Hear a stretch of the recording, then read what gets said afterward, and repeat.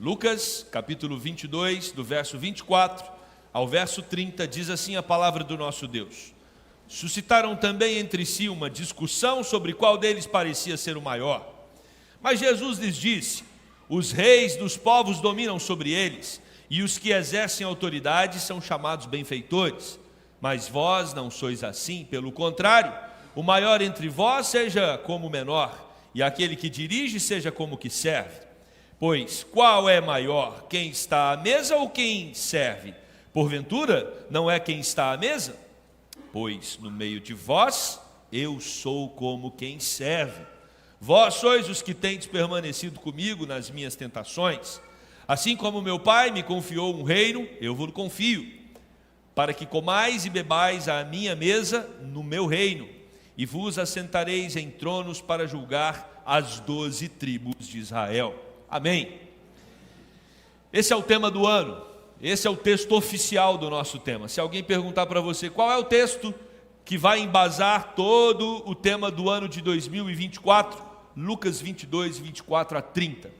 Nós, irmãos, separamos esse tema porque no ano passado falamos sobre o reino de Deus, o ano inteiro. Fizemos uma exposição sobre o Deus do reino, o reino de Deus, os servos do reino.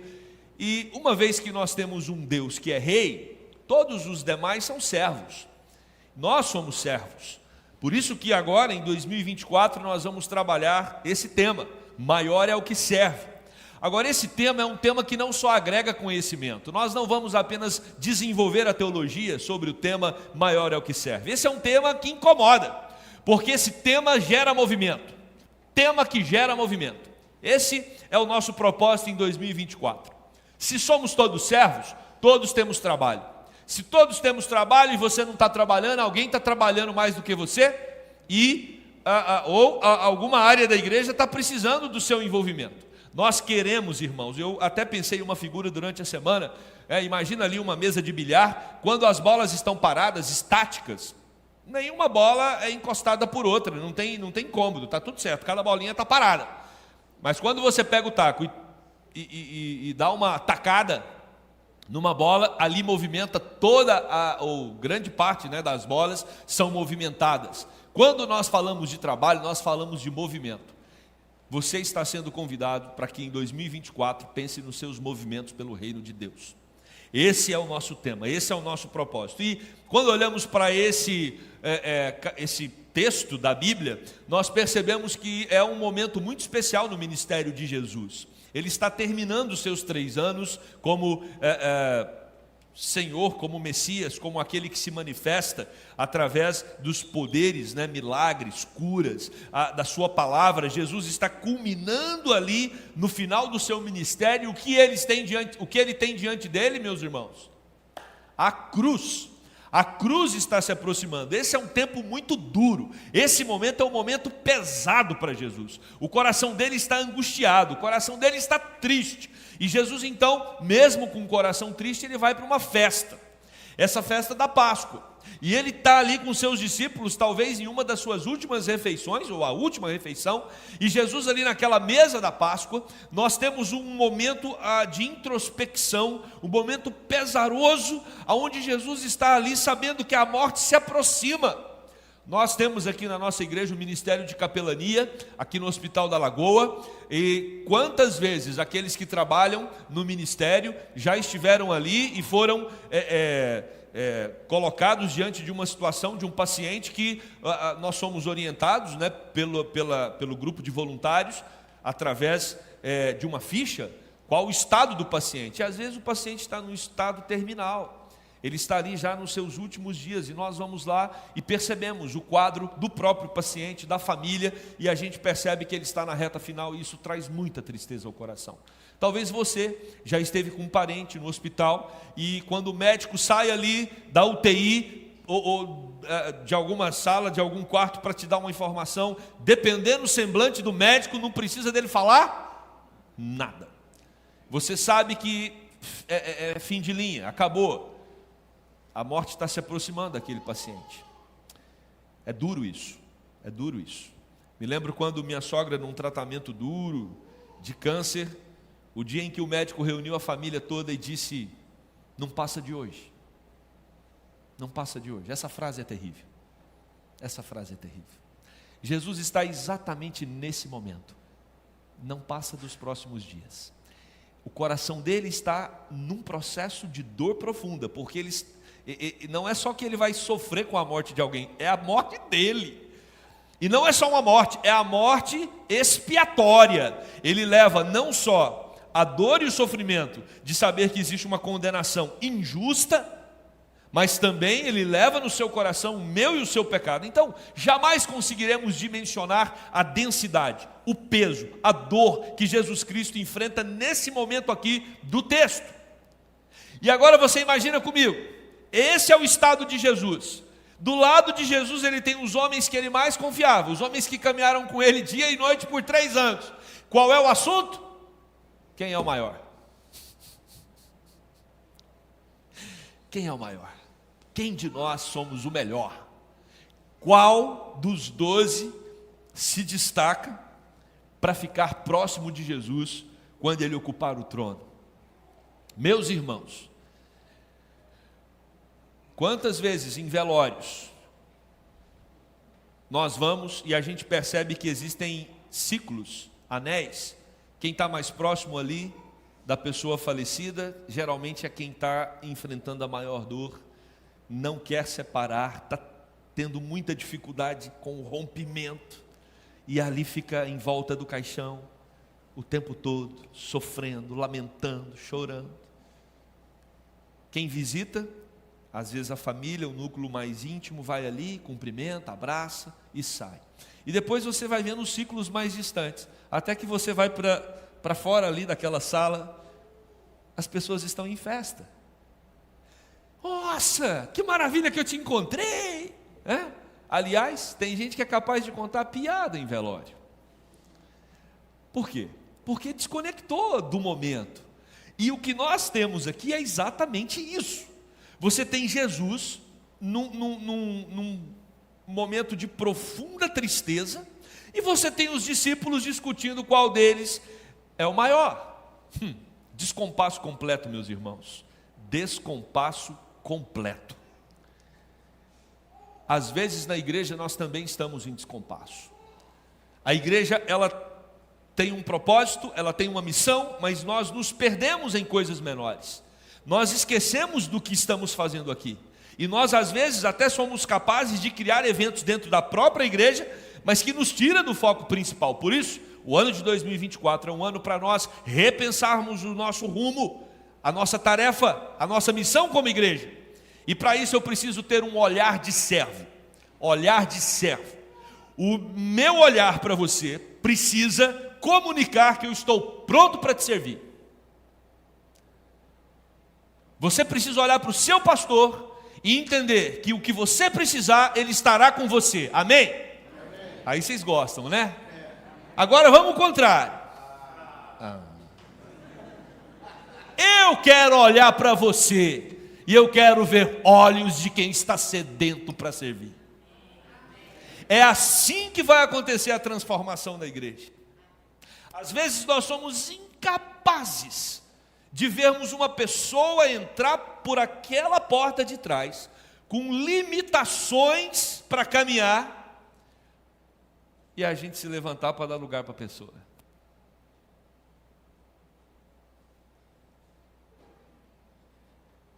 Os diáconos precisam olhar para a igreja e todo mundo assim, querendo ver quem vai dar o lugar. Maior é o que serve. Eu estou dando um exemplo. São tantos outros. Maior é o que serve. A gente precisa ter olhar de servo. E como ter um olhar de servo? A primeira coisa que precisamos fazer para termos olhar de servo é deixar de focar em si. Nós não somos clientes, nós não estamos num shopping. Vou contar um segredo para vocês. Teve uma época em que nós queríamos cantar aqui no shopping do lado. Queríamos cantar no shopping do lado. E nós fomos lá falar com a administração. A gente quer cantar aqui dentro. E o administrador falou: pastor, vocês poderiam cantar na frente do shopping, porque é legal, as pessoas entrando, saindo, e aí a cantata de Natal fica bonito e tal. Aí eu levei o pessoal do ministério, para ver o local, e eles falaram: pastor, aqui é muito barulhento, passa muito ônibus, é uma rua, né, com movimento intenso, tinha que ser dentro. E eu falei assim: não, então eu vou tentar dentro. E aí eu fiquei insistindo com o administrador para ser dentro. Ele falou: pastor, o meu shopping não tem, e é verdade, né? O shopping da Gávea, ele não tem lugares abertos assim, praças, ele é só corredor. E aí mas vê um lugar, pode ser naquele cantinho ali, sabe, pastor, quando, né, quer um negócio assim, aquele cantinho. Ele falou: pastor, deixa eu explicar um negócio. Servimos deuses diferentes. O shopping da Gávea vende, e eu preciso de cliente. Lá na sua igreja você adora o seu Deus, então faz assim: o senhor continua lá com os membros da igreja adorando a Deus, e eu preciso continuar aqui no meu shopping vendendo, e eu não posso, o coral me atrapalhando. Eu entendi. Ele cuida de cliente, e a gente adora a Deus. Ele tem que vender, a gente canta para o Senhor. Ao Senhor é quem nós servimos. Mas vamos inverter. Aqui não é shopping. Aqui não é shopping. Aqui você não é cliente.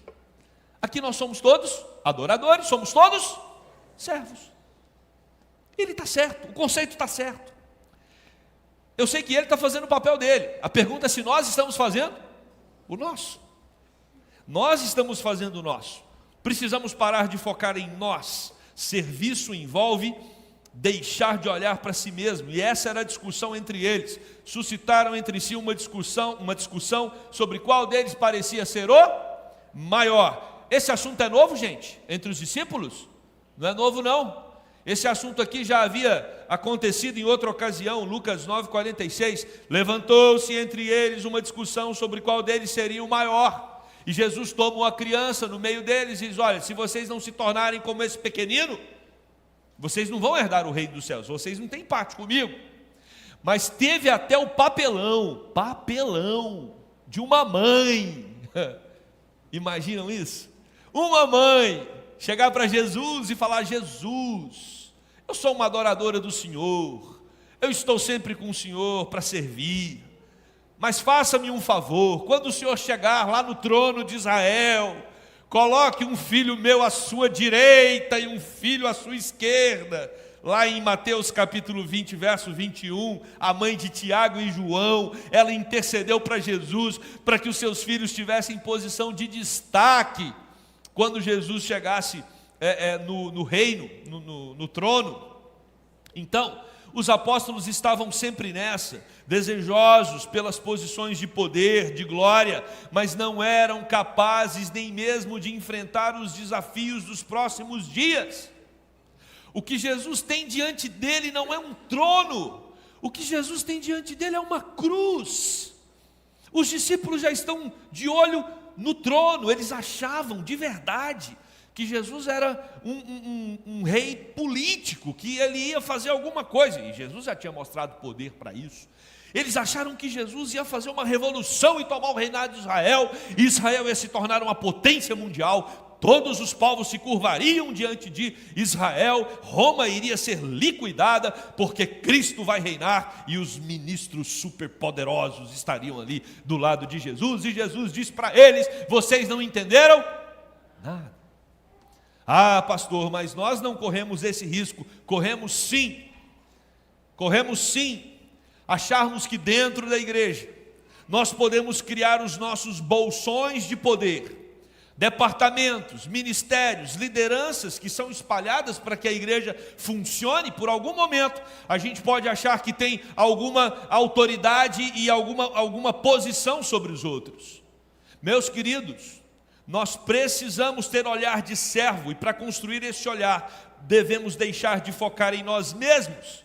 Se algum departamento elegeu você para ser o presidente, não é para você estar acima dos demais, é para você servir os demais. O cargo não te eleva, o cargo te humilha. Guarda essa frase. Na igreja, o cargo não nos eleva, o cargo nos humilha. Porque maior é o que serve. Jesus é o nosso exemplo, Jesus é o mestre. Isso funciona para pastor também. Nós sabemos que na reforma protestante essa foi uma ênfase para combater a estrutura eclesiástica romana, que dividia clero e leigo. Você tem o clero, que está um patamar acima, quase como intermediador entre Deus e os homens, e você tem o povo que é leigo. E a reforma protestante vem e diz: não existe essa diferença. Amo a frase de João Calvino: o ressoar do martelo do artesão ou do marceneiro é tão sagrado quanto o sermão que o pastor prepara para o domingo. Ah, que maravilha! O carpinteiro que foi arrumar o armário lá da sua sala ou do quarto, batendo lá o prego, cada batida dele é tão sagrada quanto o sermão que foi preparado para ser exposto no templo. Esse é o conceito reformado. E é assim que nós temos que viver. Quando você vai lavar as vasilhas da sua casa, você não lava para cumprir apenas uma função doméstica, você lava para a glória do Senhor, queridos filhos. Amém, mãe? Momento pentecostal das mães aqui no culto. Quando você vai lavar o banheiro da sua casa, você está chegando pertinho de Jesus que lavou os pés dos discípulos. Se queremos parecer com Jesus, precisamos nos expor ao serviço e entender que esses serviços são sagrados, porque são serviços que prestam culto ao Senhor. Isso vai mudar todas as nossas relações. Devemos fazer tudo com alegria, porque não fazemos para homens. Isso vai transformar a sua relação com o seu patrão complicado. Você não faz para ele. Coloque isso como meta em 2024. Eu não trabalho para satisfazer uma empresa. Eu não trabalho para satisfazer o meu patrão. Eu não trabalho só para ter o meu salário. Nós somos mesquinhos, nós somos medíocres se nós pensarmos isso.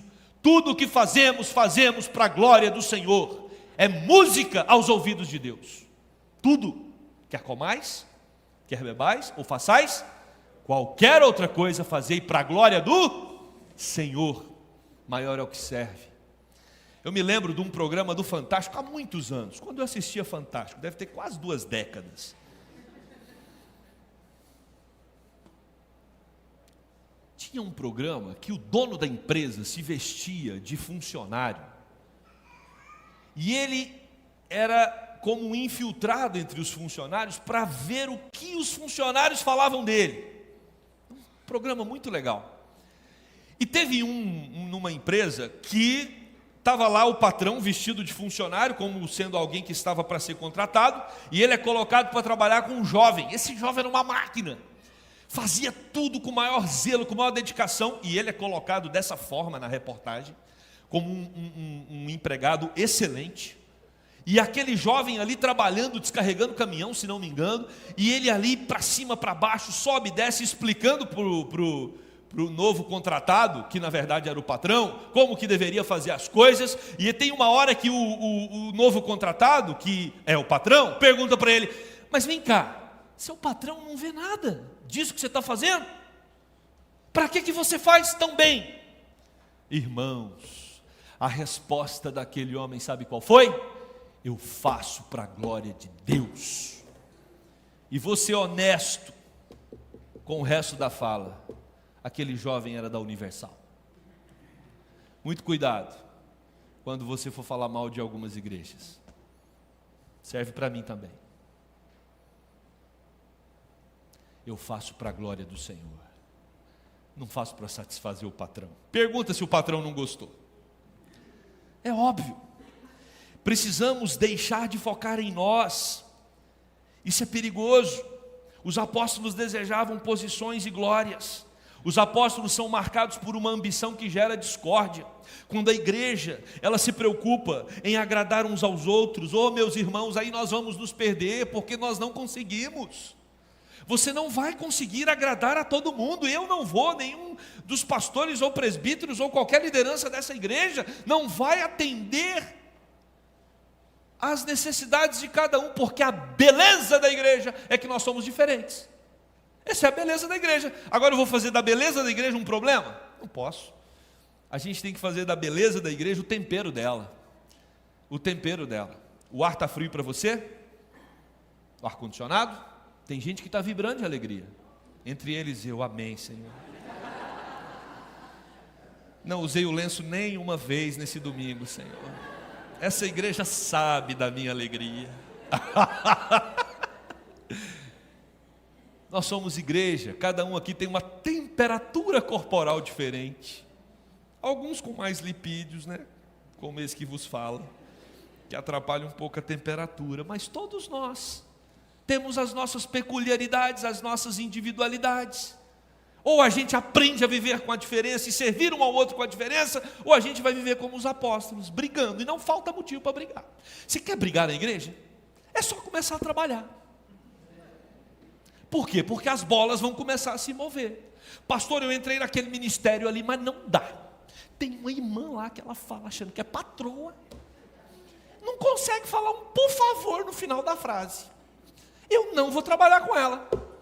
Irmão, você não está trabalhando para a irmã, você está trabalhando para quem? Para Jesus. A gente pode até conversar com a pessoa para ela falar um por favor no final. Aliás, é isso que dá vida para a vida ministerial. Olha só o raciocínio. Igreja que ninguém trabalha, pastor não tem serviço também. Igreja que todo mundo começa a trabalhar, os irmãos começam a se complicar um com o outro, o gabinete passa a ter o que fazer.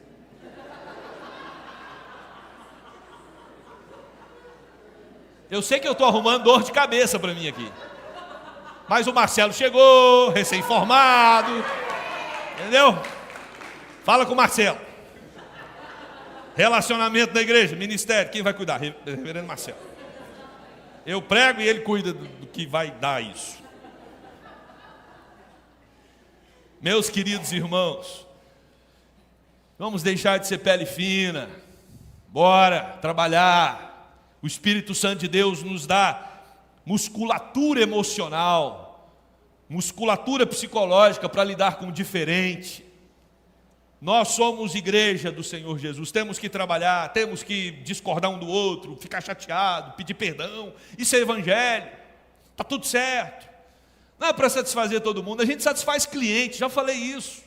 Cliente é que tem que, você chega na loja, aquele sorriso do vendedor, aquela coisa, quer um cafezinho e tal, isso é para cliente.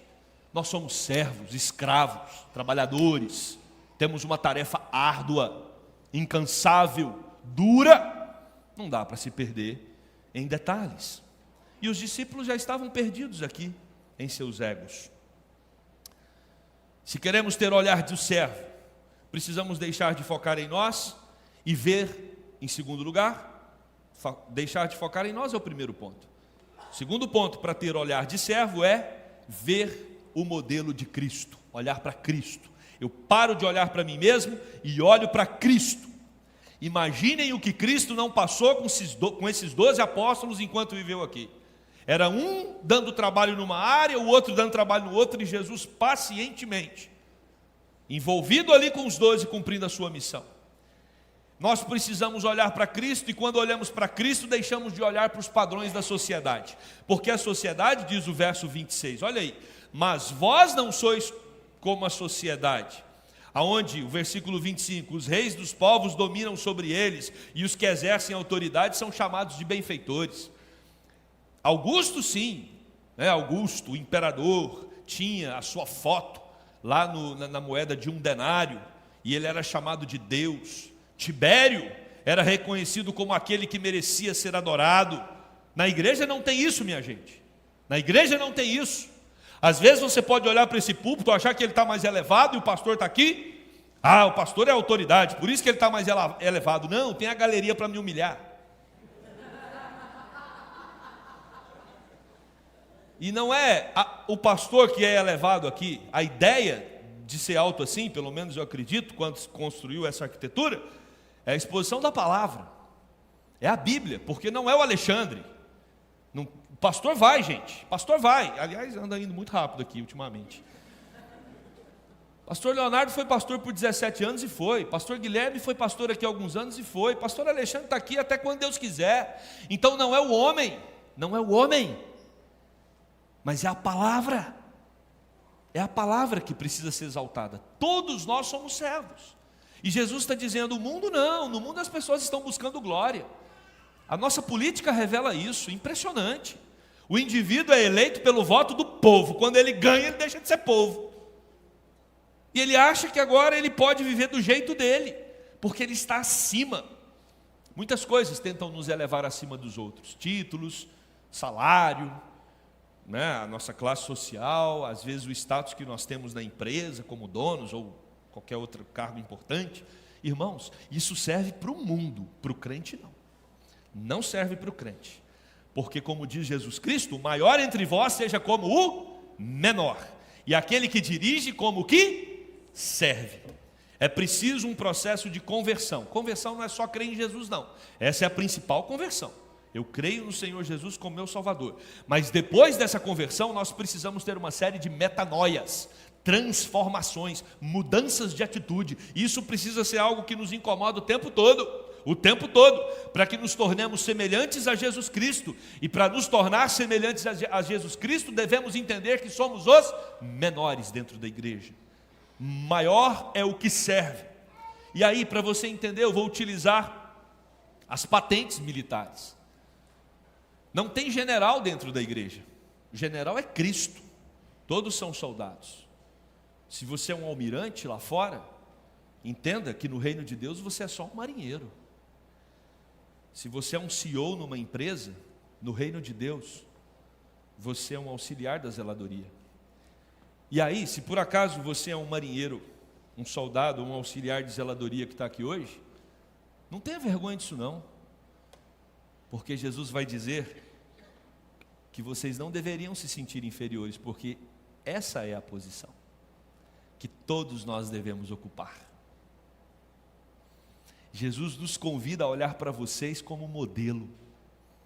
Então, mesmo que você ocupe o lugar mais alto, que o seu coração como cristão entenda que você é só um marinheiro, um soldado e alguém que trabalha em serviços gerais. Nunca se orgulhe, porque se Deus permitir que você ocupe posições elevadas na sociedade, não é para o seu orgulho, mas é para a glória dele. Trate do seu coração, desça desse pedestal, porque quem tem que estar em cima é Jesus Cristo. Paulo fala isso aos filipenses: nada façais por partidarismo ou vanglória, mas por humildade, considerando cada um os outros superiores a si mesmo.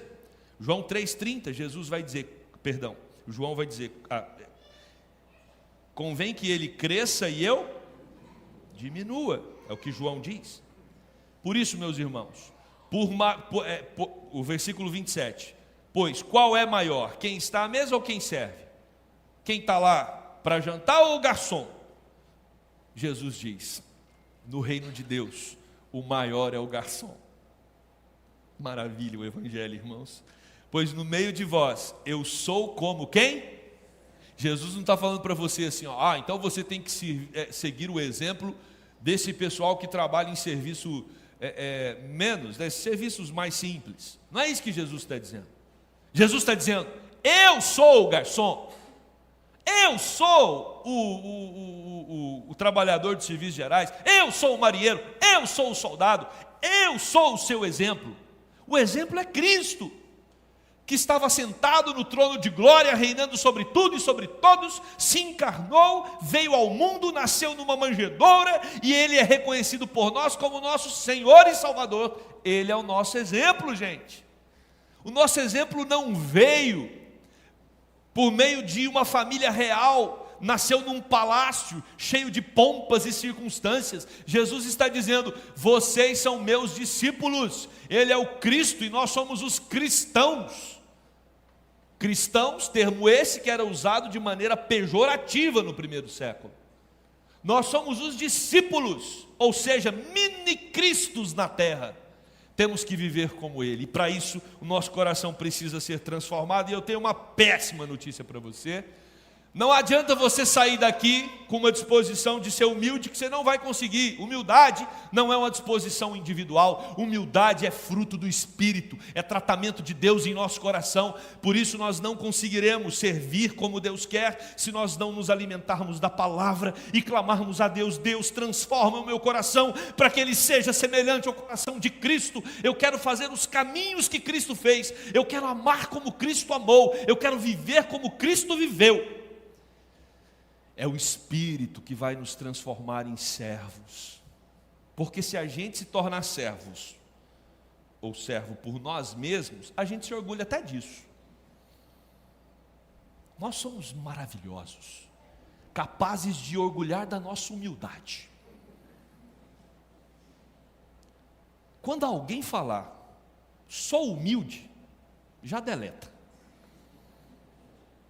Porque se o indivíduo que é humilde faz propaganda da própria humildade, ele já está querendo fazer um marketing de uma coisa que ele não deveria falar.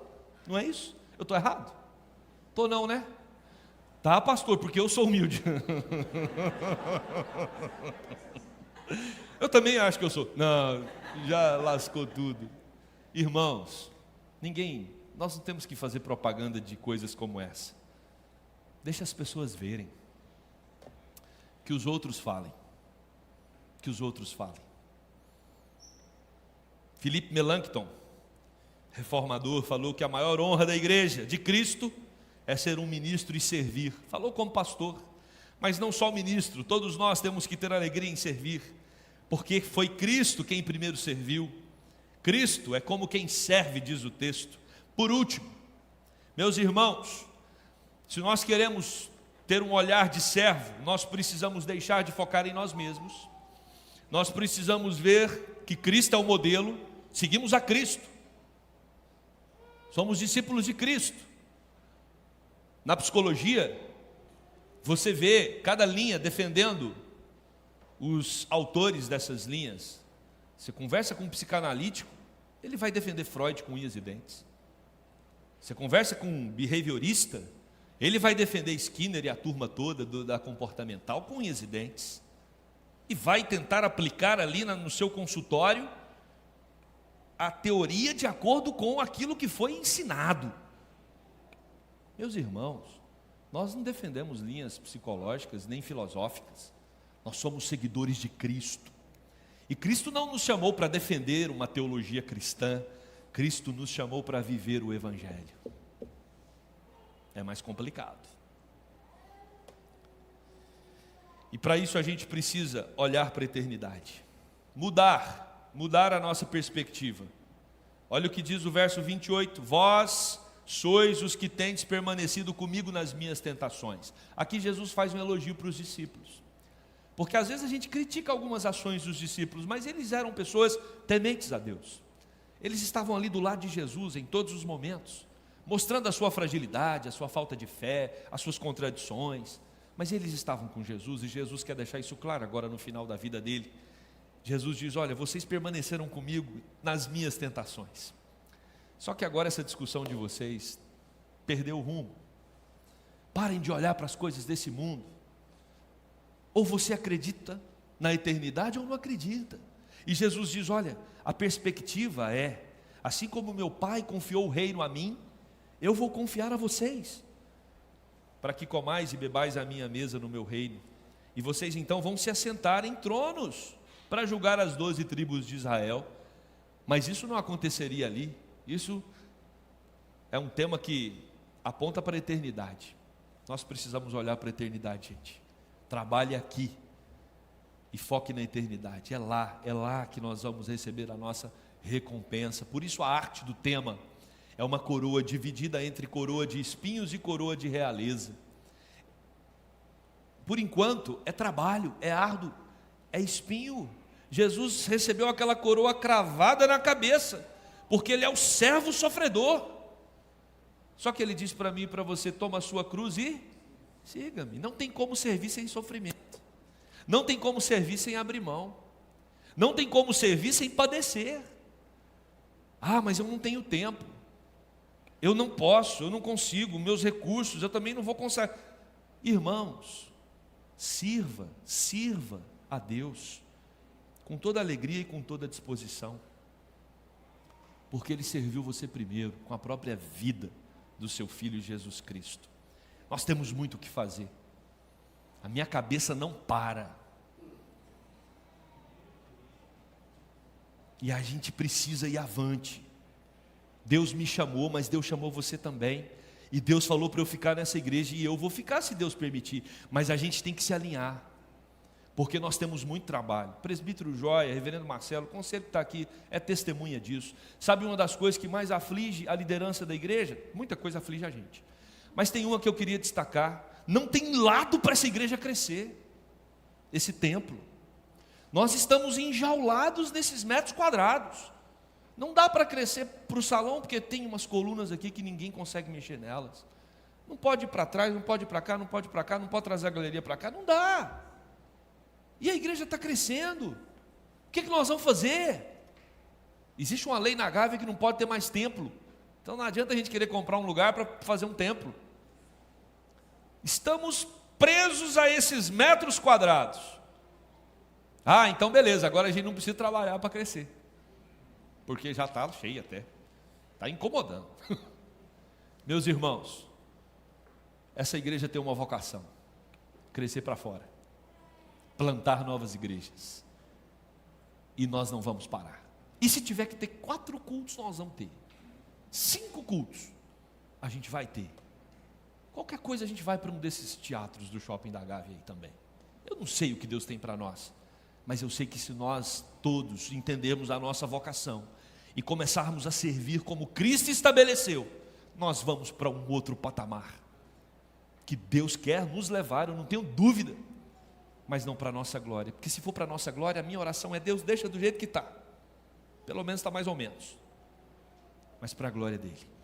Mas para isso você precisa dizer: eu não sou Senhor, isso aqui não é um lugar para me atender, para satisfazer os meus caprichos e a minha vontade. Isso aqui é quartel, isso aqui é lugar onde soldados se reúnem para o trabalho. E que Deus, o nosso Deus, nos capacite para os projetos que temos diante de nós, de expandir o reino dele na terra, proclamar a glória do Senhor àqueles que ainda não conhecem. Amém? Amém. Que Deus nos abençoe. Somos um povo chamado para ser servo, porque a Bíblia é um livro de servos. Abraão, pensa na vida de Abraão, só trabalho. Noé construiu uma arca, só trabalho. Moisés, José, Davi, Ruth, Esther, profetas, Maria, Isabel, Barnabé, Paulo, eu e você. Não vamos parar essa obra, vamos avançar. Que Deus nos abençoe.